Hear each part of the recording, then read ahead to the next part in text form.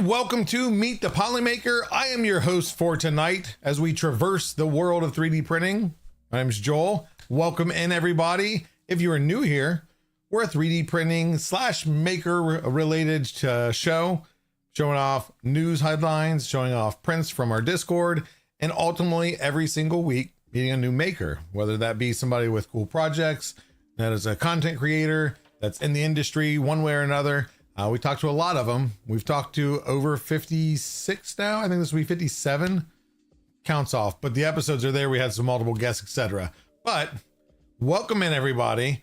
And we are going to notice some things today's show that there's a few little tweaks that I think I want to try to make it every week, add a little bit of extra tweak, just something, whether it be silly or functional, or if it stays or not, kind of a test bed to see what you guys think. And so our first segment's always our news.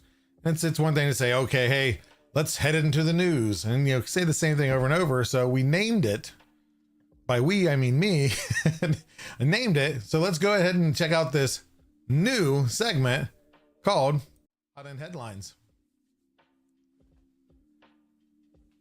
Something fun. I do need to shorten that though. I noticed it's a little bit long, but first up, we're going to talk about the NASDAQ taking a hit. Not really. This graph is a positive graph. It's showing the potential growth or the forecasted growth for 3D printing prosthetic market, which in 2022 was $1.8 billion market. It is forecasted to be around $3.7 billion by 2032. And why that, a lot you can see it is, okay, well, that's a lot of companies just making extra money on people's disabilities and things like that. You got to look at it a couple different ways. Is the fact that it's going to grow that much because 3D printing has been so accessible to not just the high-end markets, the high-end labs, the companies with all the money. It's now being able to get to low-budget labs, to nonprofit organizations that want to help and provide cheaper options, either cheap or free alternatives for those in need, whether it be children, adults, across the board, globally. The market's there, it's increasing, and we're seeing a lot more development in it. And that also gives more room for innovation because there's more brains involved. They're going to find different ways to do things, cheaper ways of doing things, and different ways to use, we'll say household materials, because eventually 3D printing is going to be a household appliance. Everybody's going to have some TPUs and PLA, etc. But it's setting new standards, which also, like I said, leads to more affordability across the board. All coming down to rapid customization, the ability to manage frequent adjustments for growth. So, kids are getting a prosthetic, they're not always going to be that size. They're going to grow out of it. It gets super expensive to replace those prosthetics every time they need to.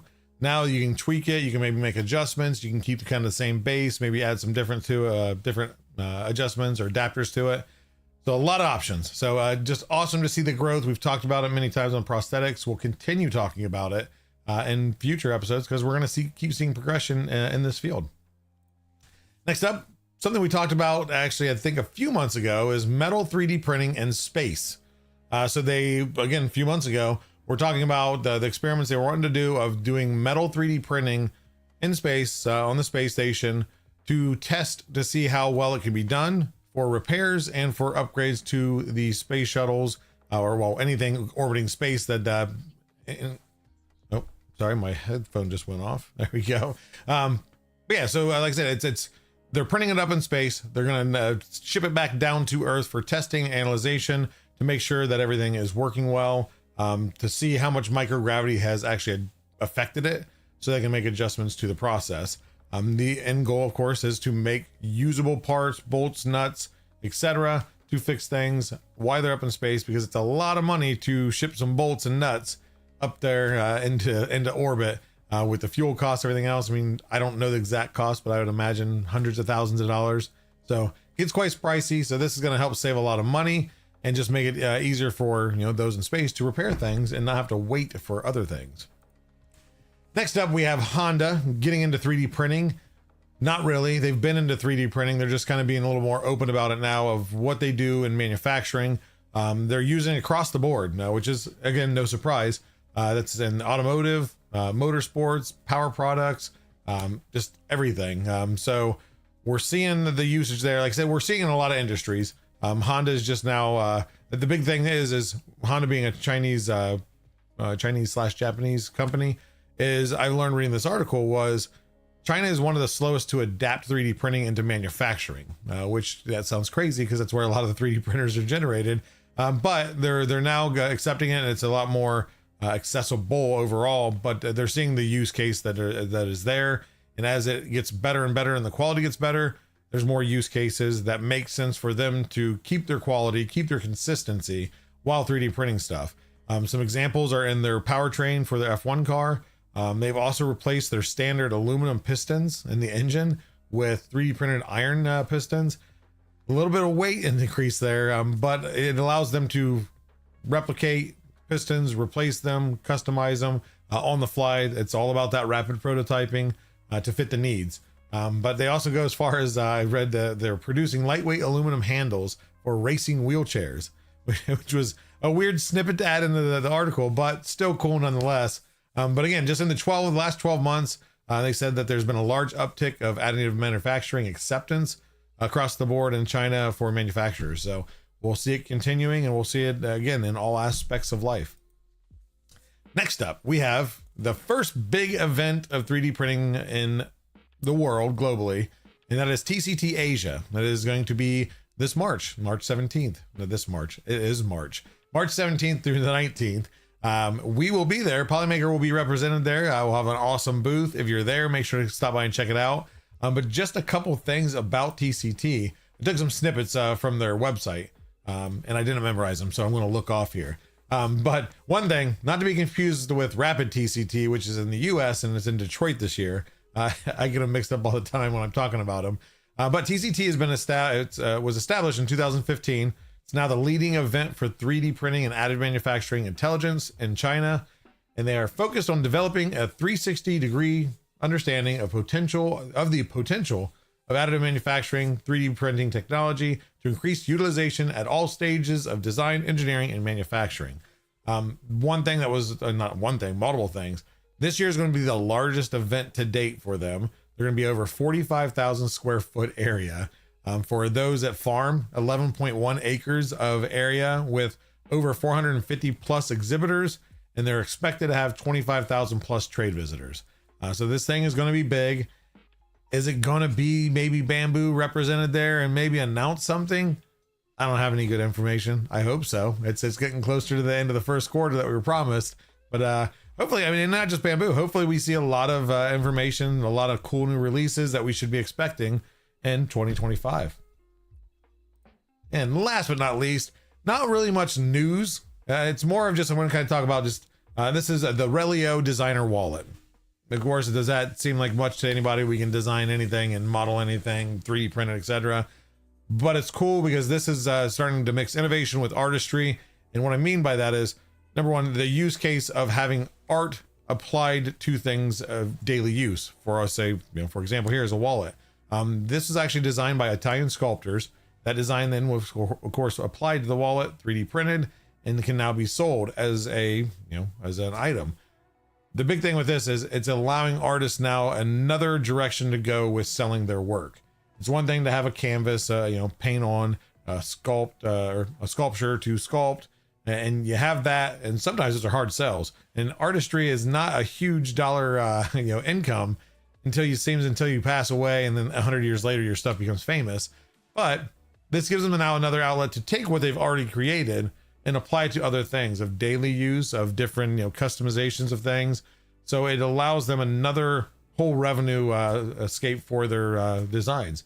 And I thought that was just really cool, and plus the designs were cool. This is a lady that had an octopus, a wolf, and all sorts of different stuff. But if you want to look at them, they're on nextnova.net for sale if you would like to purchase. But that is it for the hot end headlines. We're going to move to our next new segment, and that is going to be Spool to Spotlight. Fancy, huh? Look at that. We just got transition after transition. We're going somewhere. Again, these are all running titles. What do you guys think? I'm going to go through here, so I'm staying on track on time. But tell me what you think in chat. Do you like any of them? Do you have some tweaks? You think they need to go? We just do a standard transition? Let me know. But we're here to talk about the prints now, and these are all shared at our Show Off Prints channel at discord.polymaker.com. And this one was printed by EU3D. because I'm going to imagine that's how it's pronounced. And these are Hedamame headphones. They are designed by Hedamame, and they are available for a kit to purchase for the electronics. And then you 3D print all the parts yourself in whatever color and material you want, and then put them together. I have a pair myself. I was skeptical before I ever owned them. They sound amazing, well worth the money. Morgan over at Hedamame has done an amazing job. There's different designs. If some people that have that trypophobia or whatever with the holes, you might not like that design. They do have solid designs, and there's other people that have done other designs for the ear cuffs.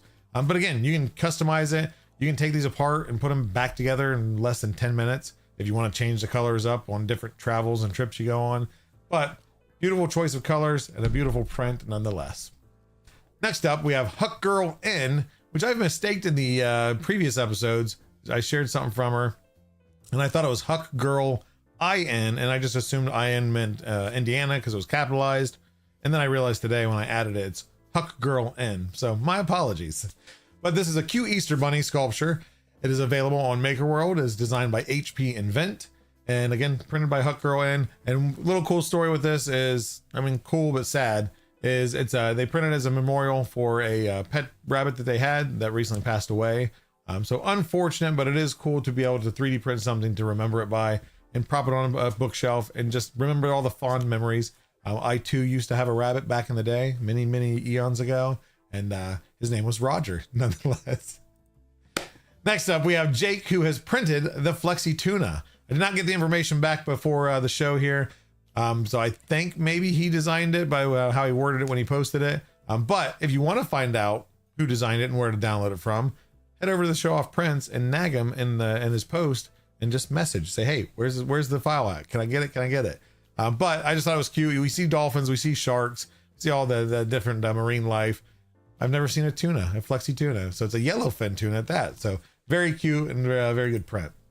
And next up, a familiar name on both ends of the printer and the modeler, because they continue to produce awesome models, and the other one continues to produce awesome prints. Prints with Chris has done the Mario Lorian, and this is designed by PLA NPA, available in Cults 3D.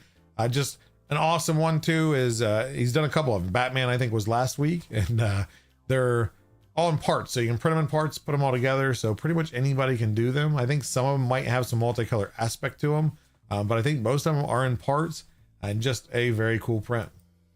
And last but not least, we have Juan Makes, who has printed a life-size Batman. You guys, if you know me, I love the life size, the big prints. They're always so awesome, especially when you post-process them and paint them. I don't have that skill. So when I see that, it's like, man, this is not the finished product. On his TikTok, Juan Makes has posted it, and it's got a cape, and it's flown in the wind and everything else. Did not get the information that I wanted from him. I know that this is available in Cults 3D. It originally was a 300 millimeter tall sculpture or figurine, that he scaled up and used Lubin to slice into parts. And it said, I think it took him over 4 weeks of nonstop printing. I'm not sure how long on the paint itself, but somewhere, again, go over there and nag him on where the model is if you're wanting to print it. They're all shared there. You can find all the information there. And if you don't find the information, tell the people, hey, where'd you get this? I ask, if you do post anything, post a link. Where's that file from? Where'd you get it? That way, if I want to print a giant Batman, I'm running out of room here, but I'd like to know where I can get it so I can do it. But thank you all for sharing. We do have a couple, not new. We have one new commercial, and it's not new. It's actually old. Real quick backstory. In the very beginning, before the show started, me, Nick, Sean, and James, Disturbed Medic, all played with the idea of the commercials. We all kind of made our own quick ones. A lot of those you see today still broadcasted throughout the shows. I never aired mine. One is not even finished at all. It was just a quick draft. Other one, it's kind of finished, but it's very rough. So you're going to see the very first commercial that I ever made that's never seen the light of day. So I dusted it off just for you guys to add in here. So enjoy the commercial break. And after that, we are going to meet our next maker of the week. So we'll see you here in just a minute. Come on down to Polymaker's Palace of Printing Perfection, where we have everything your 3D printing heart desires. We have PLA, we have ABS. Let's not forget ASA, maybe PETG is your material of choice. We got that too. Don't forget nylons for those specific needs. Printing something special for that loved one in your life? We have all the colors to make that print a one of a kind. You want reds? We got them. How about blues? We got those too. And greens? Of course we do. Too many to count. And let's not forget the yellows all day long. Now don't take my word for it. Come on down and see for yourself. Here at Polymaker's Palace of Printing Perfection, we strive to fulfill all your printing needs. So come on down and start your collection today. We're easy to find right past the giant light box on Hangout Avenue at us.polymaker.com.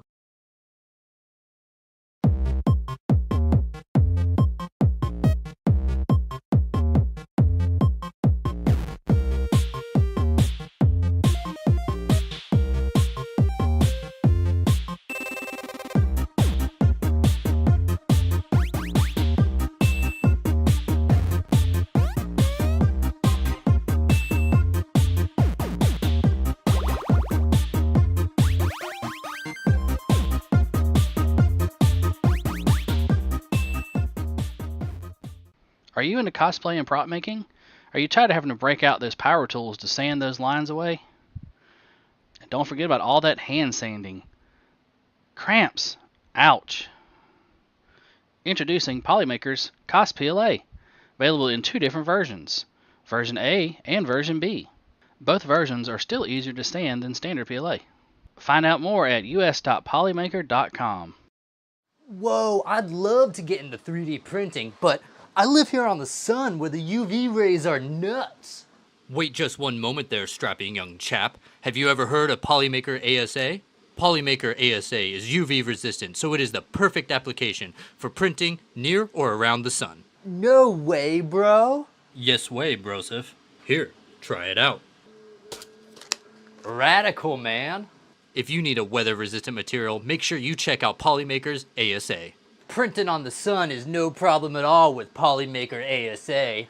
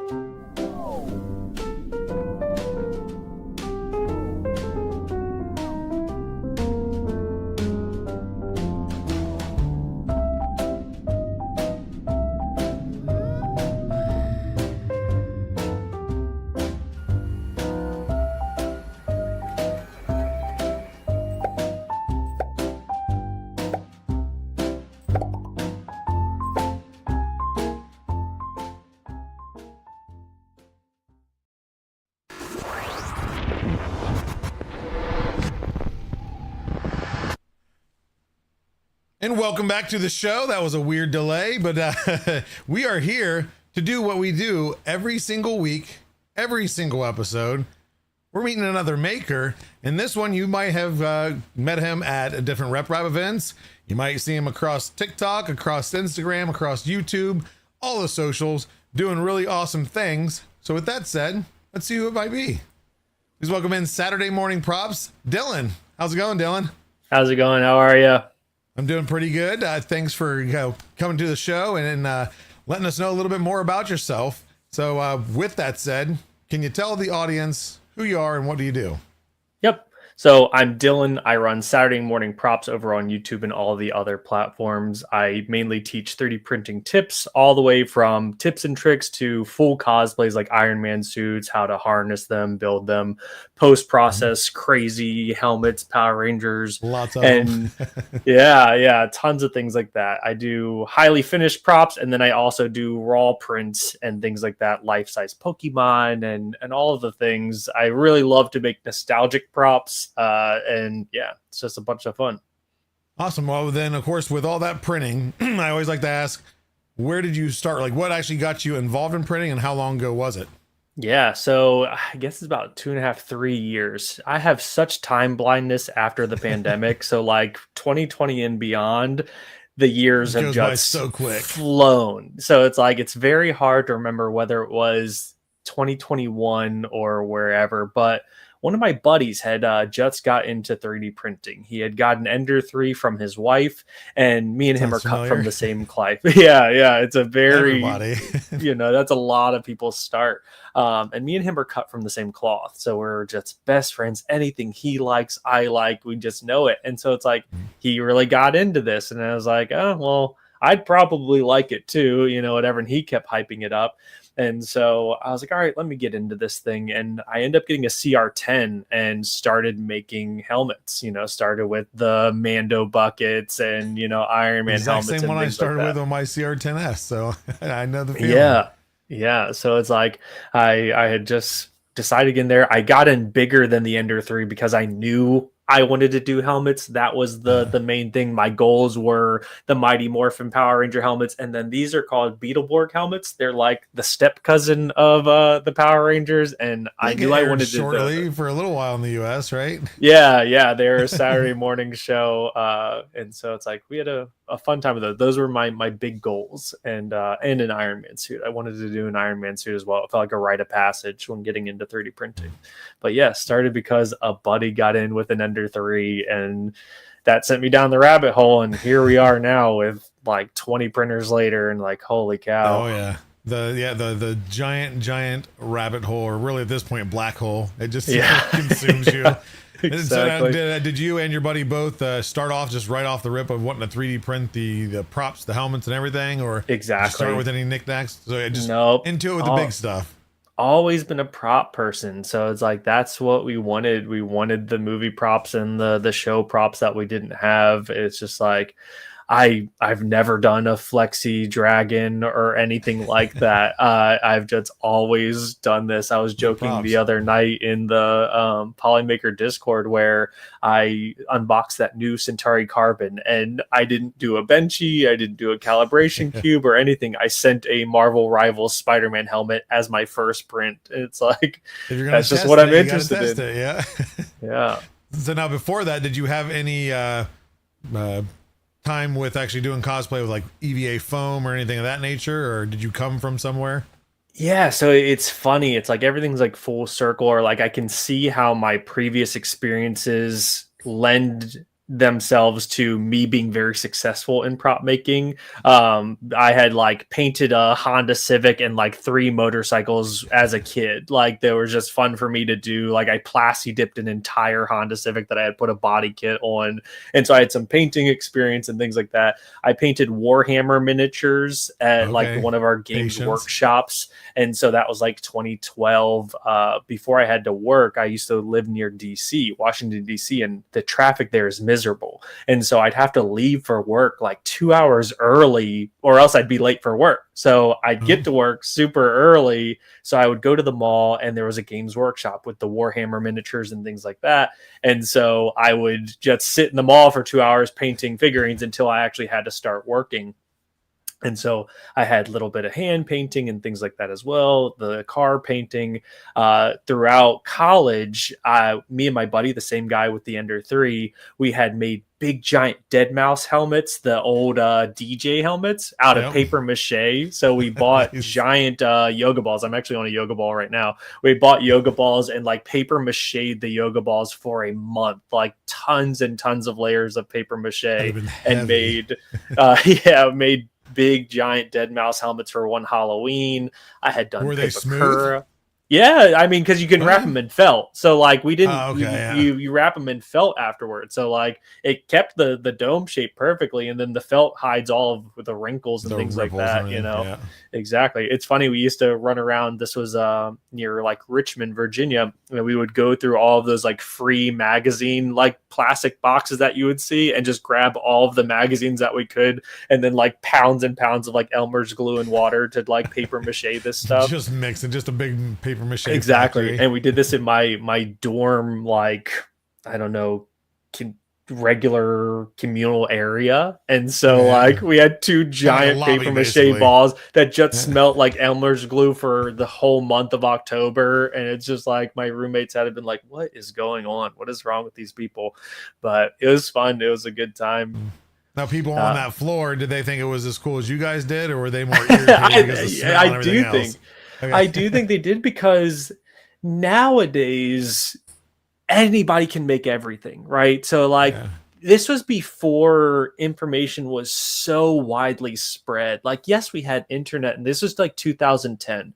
And Yeah. so, like, yeah, the internet was there, but it still wasn't what we have now, you know? And so it's Wasn't as like, organized and focal points for certain things. exactly. And it's like not that many people were doing these kind of things. And so it was like the college, the crowd that saw it, we were two of like a handful of people in an entire college that were making a big prop that they've seen from DJs and things like that. Everyone thought it was cool for sure. So it was like, it was definitely exciting. I think everybody was like, wow. And it's like, yeah, I mean, you're doing it in this little room, whatever. It was an impressive build for sure, and not a lot of people doing that. Oh yeah, like I said, yeah, especially back then. It just like I said, Yeah. everything there was accessibility, but you had to know where to find it. And like I said, Exactly. it wasn't just there for you on a platter like everything is for the most part now. And of Man, course, when I 3D go to printing these- wasn't really a thing. Wasn't an accessible thing. That's what I was about to say. When I go to these rep rap festivals and I hear people talking about when they were doing it in 2009, I'm like mind blown. I'm like, what? Like this existed then? Like you guys were like, yeah, I had to build this thing out of wood. It didn't have a heated bed and all this. I'm like, 1 out of oh 50 my prints were gosh. successful, and Yeah, you smell it's ABS all the time. But yeah, I mean, just there's crazy. some drawbacks. So But now, like, of course, with all the cosplay and everything that you do, have you personally noticed a huge change from the very first 3D printed cosplay that you did? So I think you said a Mando helmet to what you're doing now. I mean, obviously the technology has gotten better, but have you found yourself being more particular now because it is easier to do better, if that makes sense?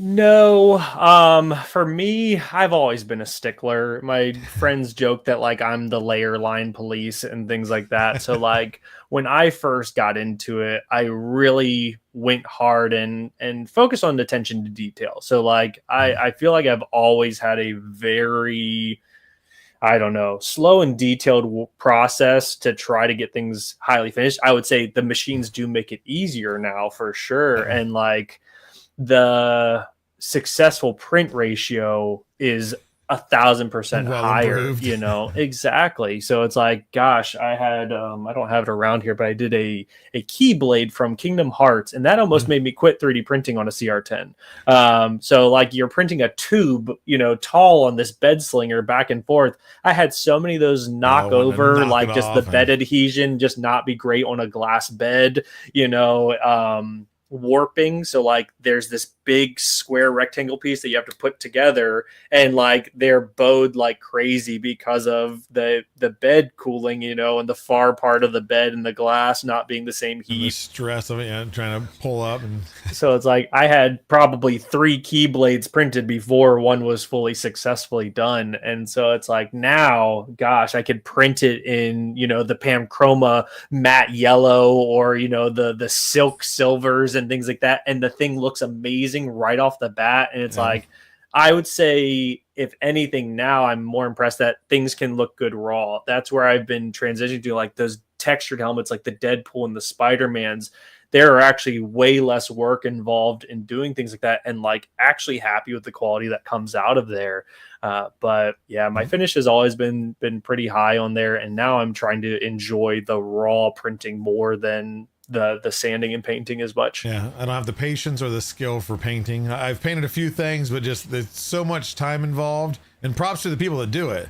Like they look great, and a lot of people have some awesome skill out there, but not for me. I'm the same. Like, give me all the colors possible that I can print with, multicolor, even if there's some waste. Like, to me, it's worth it.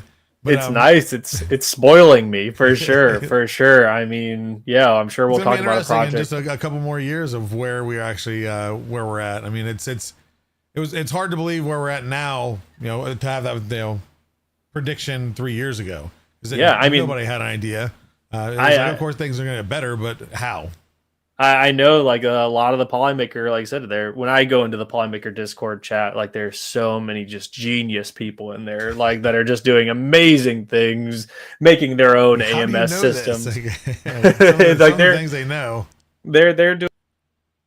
Oh, I think we lost you. Give me 1 second here, Dylan, if you can hear me. Still having this problem. There we go. Okay, let's see. Show and stream. Can you hear me? Yep, I can hear you. Can you hear me? There we go. Yep, I can hear you. I don't know Okay. what Streamlabs loves to do this randomly. So carry Gotcha. on as you're talking about the people in Discord and Yeah, just they're how ridiculously smart they they're are. super super smart and things like that, and so it's like they're probably listening to this podcast like man, this guy started in 2021. It's like, that's just getting started now. It's like, but in reality, the jump from 2021 to where we are now is insane. Like Just the 2 years, not even 2 years. exactly. I mean, the CR10S that I had to start, it's like that printer that was like 2 years ago. I mean, seriously, Christmas time of last year, I was still printing on that, and that was a $150 printer that I got used off of Facebook Marketplace. And then now I have X1Cs, K2s, and these things in my house that are just like mind blowing. And it's Larger, like that faster. jump was just insane. And it's like those are just the jump has been wild with just the last year to 2 years. It is just a whole It's different insane. ball game. So now back to the cosplay stuff, because I know there's some people create a big debate about it. For your helmets and props and everything else, what is your go-to material?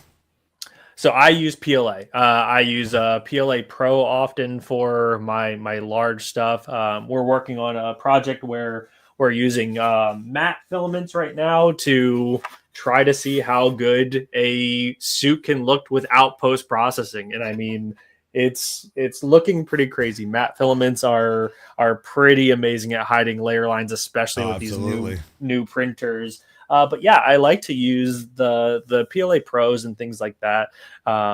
That's my thing. I have a lot of friends. Shout out to Off Earth and Amy Double D that like to do the ASA and different things in ABSs. Unfortunately, my printing area is this office right next to me and things like that. And it's a space where I go into often. So I try not to do those kinds of filaments. I like to stick with the PLAs when I'm printing indoors without the, ventilation and stuff like that.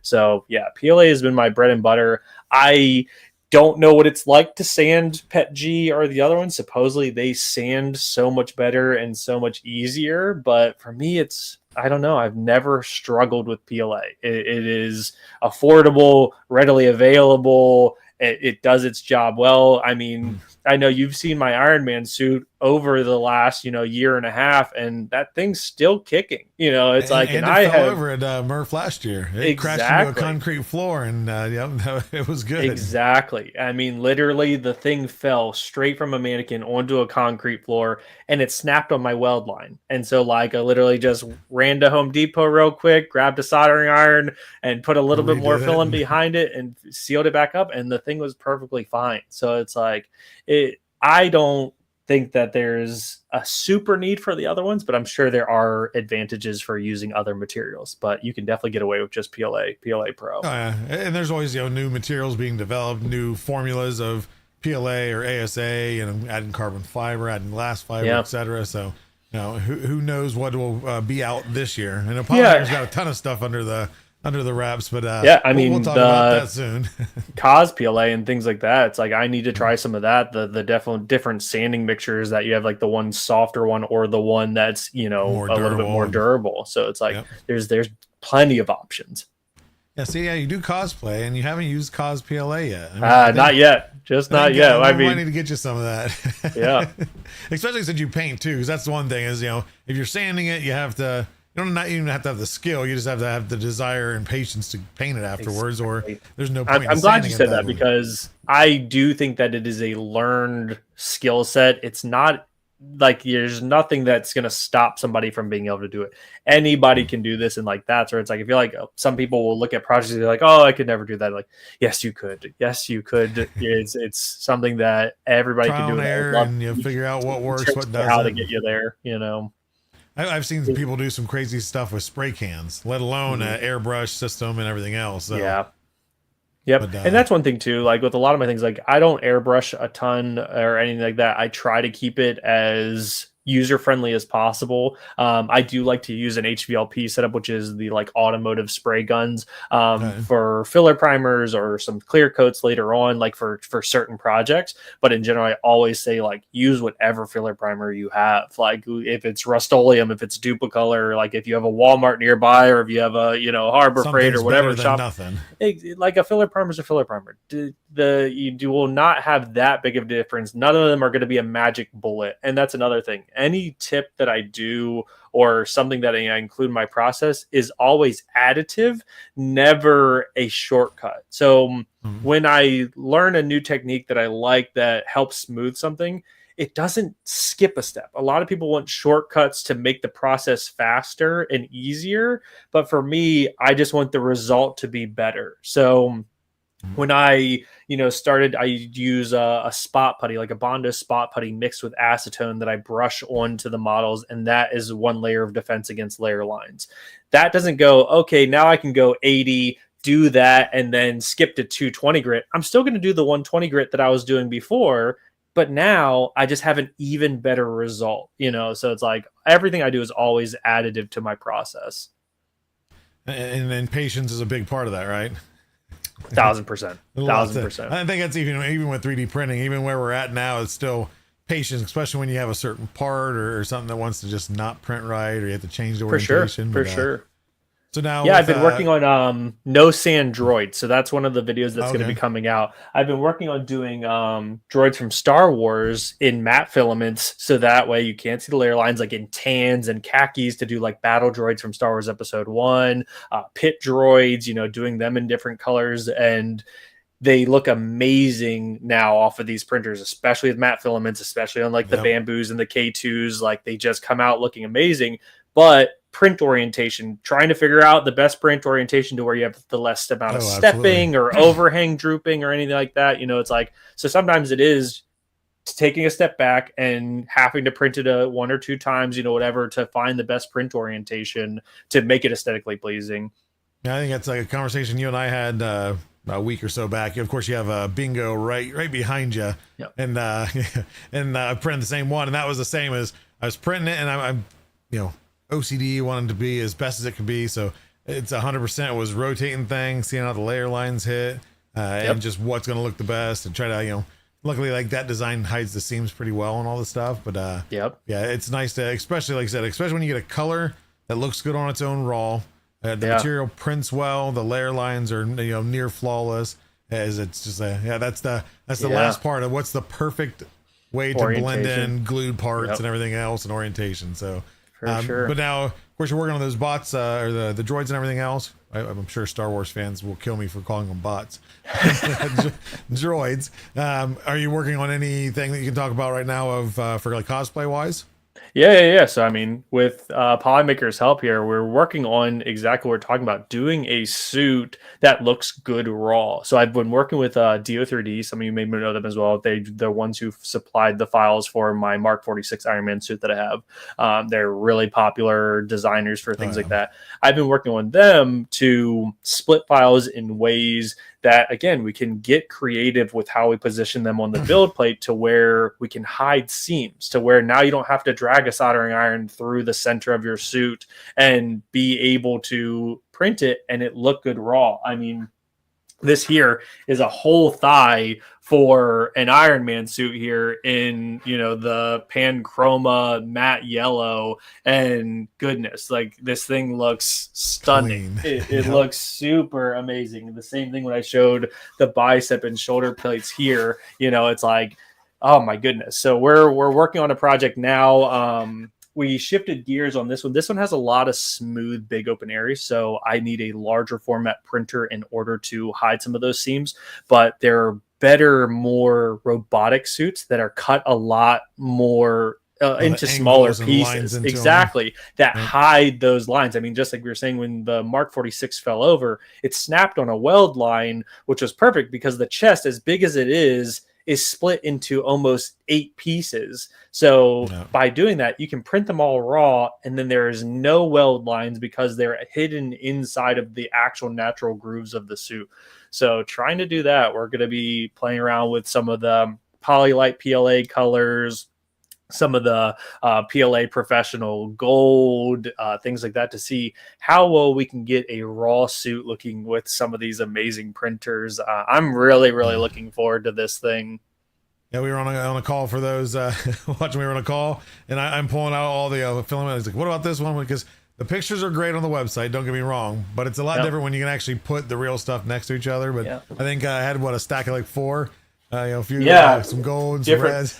But that's the awesome part. So like you said, we're kind of transitioning from this one because this one had so many smooth plates. This is the classic comic book Iron Man here. I know it's so awesome. But because Polymaker has so many colors, it's like super easy to choose any suit that I want to do because I know the colors are there to back me. It's the same thing with, being able to do Bingo Raw. Bingo was amazing to do because, again, it's like you have a perfect 2 shades of orange, 2 shades of blues and things like that for the other things that I need to do. Having that variety allows you to do so many projects without having to do the sanding and painting that I now dread after doing so much. Especially, too, is not just the multicolor aspect, but for example, like the Bingo and the Bluey by Yo Studios, is they're all split up. So like they don't even require the multicolor systems. You just print them in whatever color they are, glue them together. And of course, I know not all designs can have solid plates of colors, but it's nice. A lot more people are modeling that way to make it yes multicolor, but different ways to do it multicolor. Yep, this awesome is here too. As well as a Koromon from Digimon. I like to do a lot of retro stuff, and everything here is printable in the color that it's supposed to be. So you don't have to do an AMS and things like that, because I struggle honestly with the AMS. I did a life-size Charmander, and I did the whole belly tan and the thing orange. And I actually did it through the color changing system on the AMS, and the amount a lot of time and a lot of waste. Yes, the waste just killed me. Oh my goodness. It was so rough to see that much printer poop out there. And I was just like, I so would have just rather printed this in orange, masked, and sprayed a khaki. Like that would have been so much more efficient time-wise and just waste, because yes, you can get creative with your waste. Like I know like everybody can have a other part that you load onto the plate and then kind of in with it and everything exactly else, do something like that, or print 30 ducklings whatever at one time, and like the waste is less. But when you're doing a big prop like that, you can't put 2 bellies on the build plate. There's only 1 belly, so it wastes. And really, when you're doing a whole suit, you don't need 2 pieces of everything. Exactly. And so, like with that, it's like it just fills up. And if there's 2,000 layers in that, and it is going, all right, we're spitting out the orange. All right, we're spitting out tan. Print the tan. We're spitting out the tan. We're spitting out the orange. We're printing the orange. It's like that for 2,000 layers. It's just like. Well, I even did. So we have our Polymaker figurines channel, and so I got I think it was the first 5 of them. I did a miniature, so I shrunk them down. But then, of course, with that, I then also decreased the layer line size. So it was still a ton of changes. And I remember Charizard was the same way, because on Charizard on the minifigure, it's on the tail, it's a mix of orange and red. Yep. Like all sorts of mix. And there were so many changes just in that section, along with his belly and everything else. Yep. Those were some long prints, and I ended up printing like, I think 3 or 4 per plate. I could have done more, but it's just like, there's the trade-off, 100%. And the waste, there's the things you can do with the waste, but not even that, but the time is, and that's now, people are comparing the time of a tool changer to an AMS system. For sure. I think we're going to see this year is definitely the year of the tool changers for sure, because it's going to do quality color changes, but much faster with way less waste. Yeah, Prusa, if you're watching, I would love to help pump out that XL, because I would love to see the tool changer aspect of it somewhere. Exactly. Yeah, those ones are exciting. I definitely think that those ones are cool. So now with of course there's tons of printers in the works, some we don't know about yet, or that aren't really public yet. Some that are. Is there any printer currently that you don't have other than the XL? Of course, everybody love a good 5 tool changer, large print, print size. But is there any other printer that you're looking forward to that's not out yet? That's not actually out yet. I mean, clearly everyone for the last year has been saying, "Oh, the next big The bamboo," bamboo whatever. flagship. It's like everyone always says that, and I mean, I'm loving the K2, and that because that just released, and mine has been fantastic. I've been putting that through the work, so that one's been really exciting. The Ender 5 Max, I'm looking forward to playing around with a 400 by 400. That's great for cosplayers and big build volumes. Yeah, I'm just definitely interested to see it because like that's what size is the best for me. I also have the SV08, which is another 350 by 350 build plate. So the big ones are nice. I don't have any space for something like the Orange Storm Giga. Like that thing, it's like as interesting or as cool as it is, my wife would kill me. Like it's like that's the thing between the room that it takes up, its footprint, and then the fact of how much filament you'd have to continue feeding it.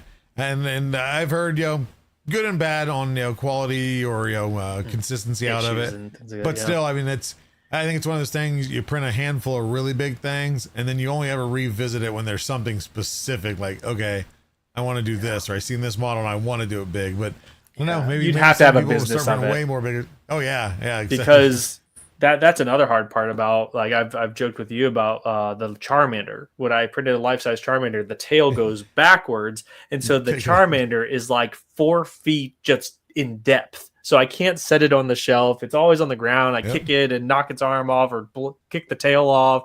All these things, because it's just sitting around. It's like if I had a giant Orange Storm Giga, it would not only be giant itself, but then on top of it, everything that would come off of it that I would want would be giant, and then would have to also be in the house. So it's like that would just be crazy, Oh yeah, no, that's fine. To each have to be able to have sell one. them to get rid of them. It would be interesting, but yeah, I think I'd rather just see a moderately sized printer. Like exactly. You said, the Ender 5 Max, a 400 by 400. 400. There's a couple great. 500s and out there, so I don't know. It'll be interesting where it's at, and even just the next 6 months. I've never messed with a belt printer either, though. The belt printers are interesting too. So it's like the Endless Y, or it's like I'd like to see those. One of my first props on the channel, like actually my channel used to be a retro gaming channel called Quest for Nostalgia, and I was doing that, and then in the meantime I made a Final Fantasy VII Buster Sword, and that was like the first like 3D printing video that I did. I did a video about helmet stands using paper towel holders and foam footballs like 2 years ago, and then the first real 3D printing video was this Buster Sword tutorial. Doing something like that on a belt printer would be amazing. It's like those are cool, but then still has its, you don't have to glue anything, and exactly, it still has its nicheness to it. But that I feel like that plus a big 400 by 400 or 450 whatever, those would be like all you need. Anything larger than that, it's like you have to have some sort of business where you are making car fenders or something crazy. I've seen some people doing the wheel well fenders, and then front skirts and everything for the bumper, and rear valances for the rear. Yeah, I mean, I've seen some people doing that, and then I mean, like you said, if it's a business out of it, then it supports itself. And then, in between, maybe you print something ridiculous. But I've seen a couple people on TikTok. I think Fresh Prince of Bel Air. I think he's got one that I think he was doing one of those, what's the real popular things? The chill characters. The chill Luigi. Oh, chill. Yeah. Like the hoodies with the Looney Tunes and whatnot. Luigi, I think. Yep. And because that's another one of those, just like the Bluey and the Bingo is. Those are, you don't have to have multicolor. You can do the body, you can do the pants, you can do the shoes, the head, and put it all together. So, like I said, there's cool stuff that can come off of it. But again, it's just it's a lot to it. Rather than me just throwing stuff, even if it's in parts, throwing it at a bamboo and print it fast and consistent. And know 99% of the time it's coming off that plate just fine. I do want to do something seriously big here soon, though. Like it's like I've done, big Pokemon, not even like necessarily a suit, but like I don't know, a huge like something that truly is like not everybody can do it. It's like I want something that challenge. Yeah, something you just like have to put in like some real work into. It's not something that is just going to be easy to do. I want something that is like actually impressive, very big. I have a life-size K2SO that's in the works, and that thing's like 7 feet tall. So maybe I should just relax and say like, oh, that's Let's big finish enough. that one first and You then move know, on. but it's like, I don't know. There's just something about it. It's like I have all these tools at my disposal. It's like, let's put them to use in a crazy way. I do want to do something. I've teased my wife, especially, that we got the ASAs and things like that are, decent for outside, for UV protection and heat resistance. And I've teased my wife, who's got a big front yard, is I'm going to find some like big statue, something cool. Well, at least cool to me, maybe not her. Yeah. Like whether it be like a giant Iron Man or something, I'd love to do like life-size one and just have it outside. Yeah. And she's like, there's no, absolutely not. There's a fitness channel that is like starting to dip their toe into 3D printing, and I've seen them do like a life-size Deadpool statue that they put out in their outdoor gym area and things like that. Can't remember what their newest project I just saw was, but yeah, I've definitely seen some people do some crazy statues. But yeah, it's like, I don't know, like maybe giant T-Rex skull or something like that too. Like I've seen those done. It's like something that is just like, I don't know, big. I want to do something big. If you have vaulted ceilings in your home, you could always do just like the whole hanging fossil, like you see at the museums. Yeah. I'm sure exactly. love that. I do. I mean, I do. I hate the vaulted ceilings, but I do. I have my living room has one of those like 20-foot high ceilings where like there's just empty space. I'm like, why could that not have been another room? Like that would have done it. Fossil, right? Or a pterodactyl skeleton is. I see that hanging right there. Do something. Yeah, exactly. It'd be super nice to do something crazy like that. It's like your wife can't hear my suggestions, or she'd probably come hunt me down and be like, I don't know who you are. I'm gonna murder you. She would let me do it though too, but it would just be nuts when it's like, we go to sell the house and it's like the realtor comes in to help us and they're like, is there any way you can take that down? And they're like, what? Like you don't think people would want this to see this in the house? Like it adds character. Yeah.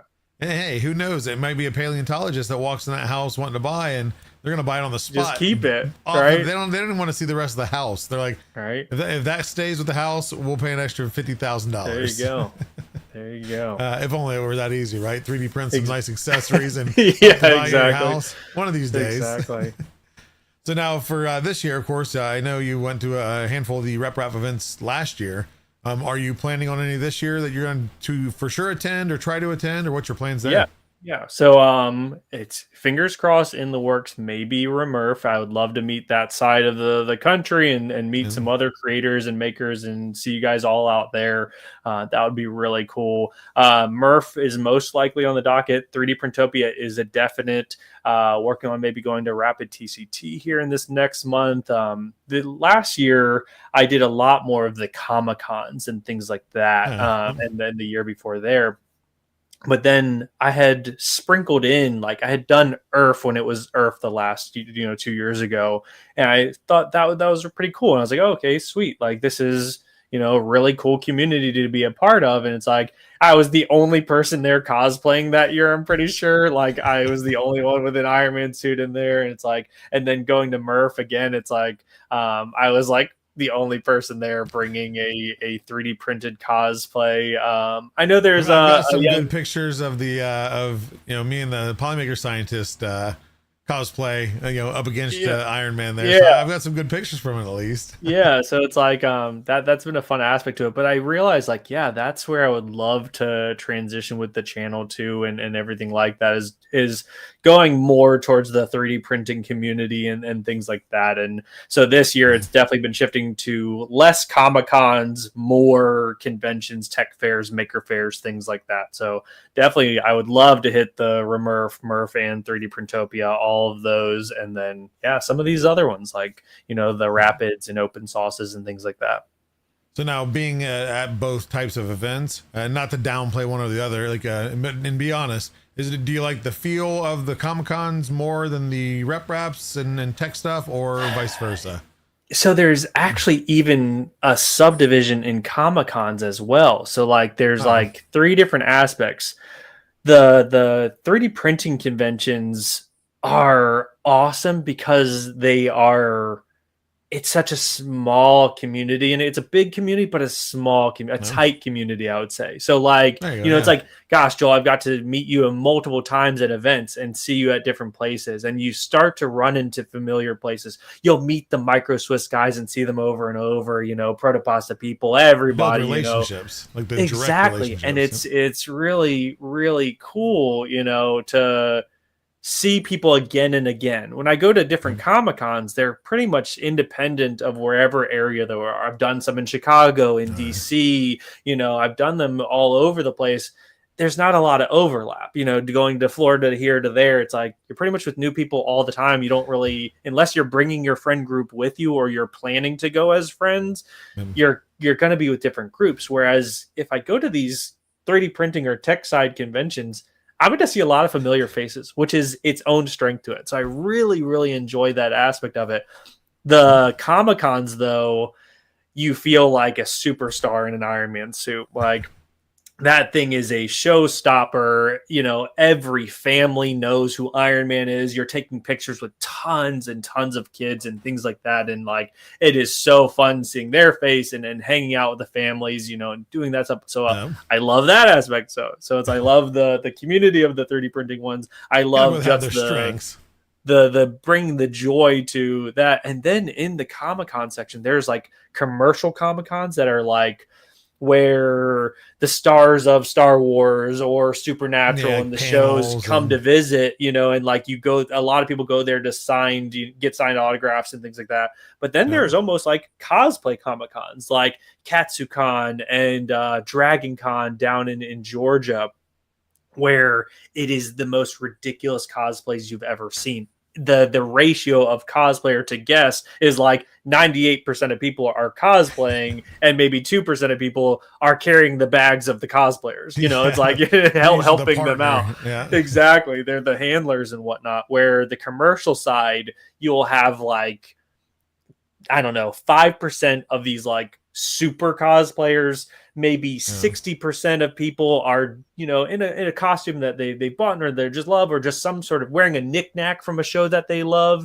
you know, and then they're 60 to 40%, I don't know, my math is now already gone, are just regular consumers that are there to buy Funkos or get signatures and things like that. So like, though they're all different, and I love them for different reasons for sure. But I do think I'm starting to drift more to just the 3D printing ones. I really like those. I like hanging out with the people. It's a good time. I love seeing the creativity of the makers out there, seeing the new latest and greatest machines, you know, all that stuff it's awesome.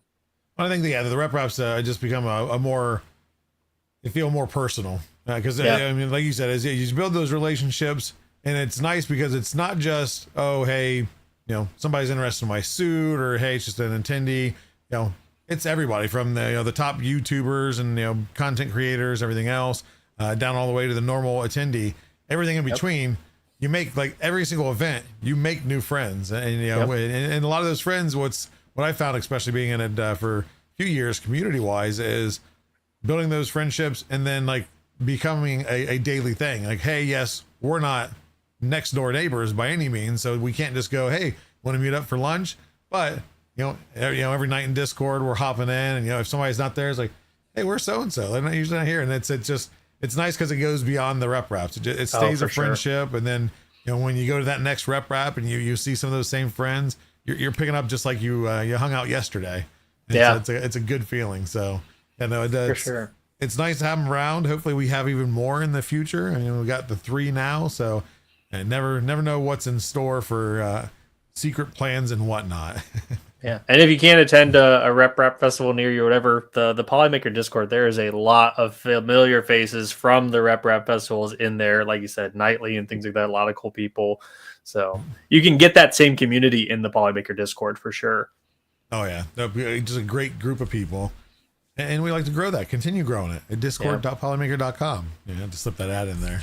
Yeah. But we're getting close to the end here, so I'm going to hit you with some rapid fire questions. Cool. Some are what I ask everybody, and then some are kind of tailored to you. For the first one, what is your favorite filament color and or surface effect? And it can be any brand. I always have to preface that too. Yeah. It does not have to be Polymaker. Yeah, favorite. Extra points in store. They can't be used for anything, but they're points. Yeah, no, for real. Matte filament types have grown on me immensely. So just the matte filament genre and has helped me transition from highly finished props to being able to do raw prints. So matte filaments, anywhere that panchroma line is seriously fantastic. It's like not trying to butt kiss the amount of colors that you have in that matte color scheme. You can do so many things, though, especially like he said, with the designers splitting things per color. It's just, oh my goodness, you can so do. Easy too, yeah. Yes, it's so easy. I'm gonna have a life-size Squirtle here very soon, and with the K2 printer, being able to do the whole shell in one go, no seams or anything like that, it's just going to click together and it's going to look gorgeous. You're not going to see a single line on it because you're using the baby blues and the tans and the browns. It comes out great. It looks like a mass-produced, actual commercial item. Yeah. So it's like that. The Army Red has grown on me. Red. I really like the Army Red. I have the Wine Red coming, and I'm pretty excited about that one. But so far, I'd say that Army Red, it's really nice. I don't even know if my Sony is doing this justice on here. It's looking a little bit more orange on the camera than it really does, but in real life, it's a nice deeper red. It's not a deep red, but it's a deeper than your standard for sure. It really is. So I like that Army Red for sure. Matte filaments. Okay. Matte films. Okay, and then next question. What print are you most proud of? Most proud of, it's the 3 Beetleborgs here. So again, this is something that is so niche. It's just crazy. Let's see here. You have too many helmets, so you have to be so. Yeah, I've got tons. I mean, you would think it would be the Iron Man. The Iron Man. Actually, I probably should say the Iron Man in reality, but this one is important to me because this one I knew from day one. Oh, hold on, my puppies are going crazy. No, you're good. Hold on. That's why we do it live. It's natural. He's just coming to say hi. He knows there's all the viewers. We must be getting a delivery or something. But so these helmets. One, they are, gosh, the amount of people in the world who have made their own Beetleborg helmet has to be 10.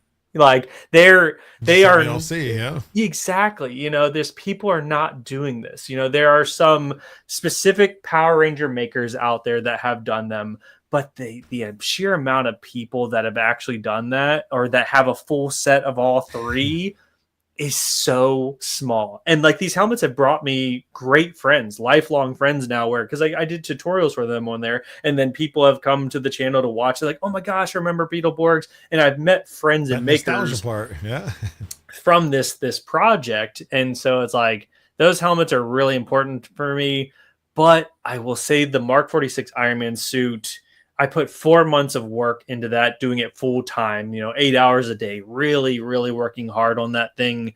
That one was insane to see for the first time. I unveiled that at Fan Expo Chicago, and I had never seen myself in it yet. Like I was finishing it, buzzer beater, like in the hotel room the day before, and the first time I saw it was in the reflection of like a mirror elevator. And it's like seeing myself, it was like, holy crap. Like holy heck, I'm actually Iron Man.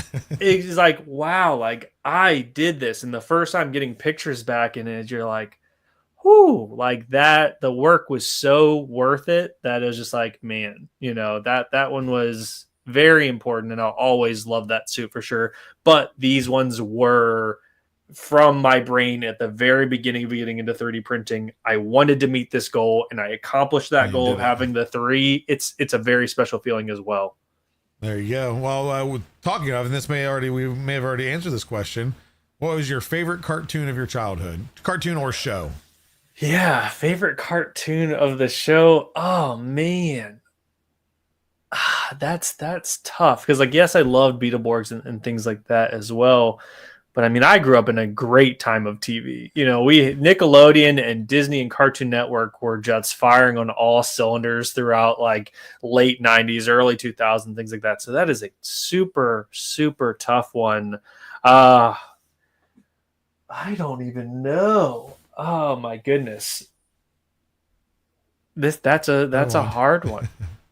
I would honestly say, let's say Kablam. People won't even know what that is. Kablam was like a variety show on, like, I think it was Oh, Nickelodeon. And yeah, there was stop motion, like they had a bunch of like little individual shows inside of the show. And so like yeah. they did like stop motion with little figurines. They had this one called Stinky Diver. There was Meltman, and it was just a toy that had been melted, and it was all stop motion. They had like this caveman and an alien segment. There's like kind of like paper, almost like old school South Park, where they use like construction paper to create, Oh, like a little puppets and things like that 2D. too. Okay, yeah. Exactly. So it had all this variety. It was told through a comic book. Like that's how the opening started and things like that. And there was some animation. That one I think was just so creative and had so much variety to it that it was just like a great one for a kid who loved to draw and play around with things and wanted to make their own little movies with toys and stuff like that. So I think that would probably have to be my favorite. Awesome. And then next up, we got, of all the, of course, you've done plenty of cosplays, and of course, the full Iron Man suit. But let's say you had unlimited resources, so unlimited filament, and let's just say unlimited build size for a printer. What cosplay would be your dream character to 3D print and become? Yeah, so that would, in reality, it would have to be there. I would say there's two. There's two. The Beetleborg. There is nobody that has the STL files for a full suit Full yet. suit. I'm hoping that I work with DO3D quite closely and try to help them with projects. I'm hoping that I help them with enough good projects and ideas that eventually they will You have a model little bit this of pull. suit. Yeah. Exactly. It's like, all right, so we've done this. I've helped you with some creative ideas. I work with them closely on trying to make things better for printing, what things are smarter. So like where to split it so that way it's better for packing and traveling, different things like that. So it's like, if I help them enough, eventually they'll go, hey, yeah, we'll make that Beetleborg suit, We'll go ahead even and do though it. 10 people are going to buy this, whatever. We've sold 5 in 10 years. So we appreciate Right? it. Exactly. The Beetleborg would be absolutely amazing. That would just be the creme de la creme. But Spy Kids armor, that one, Spy Kids, yeah. that's more tangible for me for sure. That one I think you will actually see here quite soon. And still recognizable. I mean, and people that have watched it and trying to figure out like what it looked like, as soon as you see it, you'll be like, oh, okay, yeah, the Spy Kids. Yeah, So, yeah. no, Yeah, that'd be a maybe do fun two one. versions because Elijah Woods was in Spy Kids 3D as well. He had like a platinum version of it. It's like maybe do both, do Junie's and his.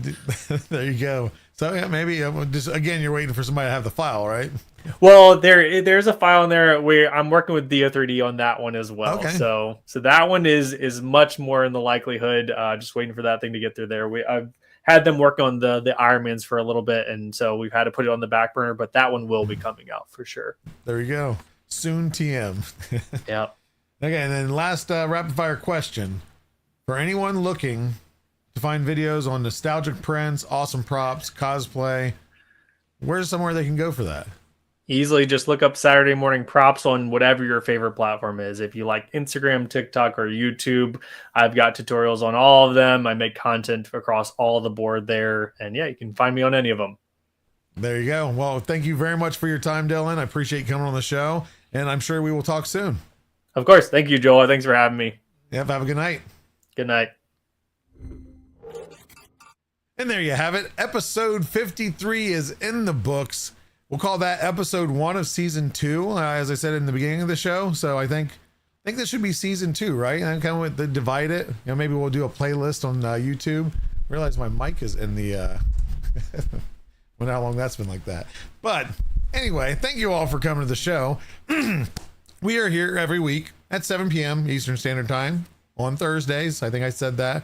Where I clear my throat multiple times throughout the show. Maybe one day this will be fully clear. But appreciate the support all the way up to here. We also have many projects going on with many to come, but we'll list a couple of them now. Is Polymaker figurines led by Antoine Dimensions. I still said it wrong. Somebody just corrected me the other day. I'm going to talk about this every time I announce that, every episode, until I go back and I watch it and realize how stupid I sound. But anyway, That is across the board on Instagram, TikTok, and YouTube. And he is printing he's now on version 2. We've done the first 151 Pokemon, all available on Maker World for free to download and print in multicolor or solid color. And now he's working on version 2. Pumping through those like crazy. And the same, as those videos come out, he's releasing that model for free for you to download and print yourself in any size that you want. But awesome stuff, very quality prints. And if you love Pokemon, there's no reason you shouldn't already be following him. So get on over there. And if somebody hasn't done it yet, exclamation point PMF. I don't need 100 people to do it, but it'll give you a link there. That'll be the link for that. Second up, we have Creatrix which I know how to pronounce because it's English, is leading our Polymaker education program. And again, Instagram, YouTube, TikTok, etc. And she's doing the same format, whereas she releases a video on a new educational print. That model becomes available for free on makerworld.com. And if you want to do exclamation point PME, that's Polymaker Education, they're going to give you a link there in the chat. And again, she's doing, I think, every 2 to 3 days a video. So pumping out all sorts of different stuff that you can print for your kids, your babysitters' kids, your neighbors' kids, or not everything's kids. A lot of them are oriented that way, but there's a lot of stuff there. There's been a whole library already created. So go check it out, see if there's anything you want there. And it's all free to download and use as you would like, or remix if you have another idea how to use it.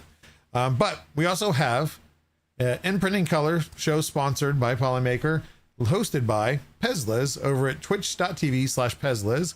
You want to do exclamation point IPC, In Printing Color. So it's not ICP, it's IPC. So for those from the 80s and 90s, not the band. It's you're reversing things there. But and she does that show every Wednesday on her Twitch channel, where she talks about colors, the surface effects, colors, new stuff coming out. And I tease it every single episode. I promise you, we have stuff coming probably in 2 or 3 months. You're gonna see some new stuff. I've seen some sample pictures. There's some really good colors, maybe some vibrant stuff that look really good right now in testing. So we'll see what the final looks like. And as soon as I can share, I'll share. But I'll just let you know there are things in the works, I promise. But with that said, normally we do a giveaway. If you haven't figured it out yet, it's not live today. I apologize. I had some appointments and everything that had to be taken care of, and that's not close to home. So I'm traveling as you are watching this. But I hope you still enjoyed the show. I hope you come back next week, where I will be live with the next guest, and that's 7 p.m. Eastern Standard here on Thursday.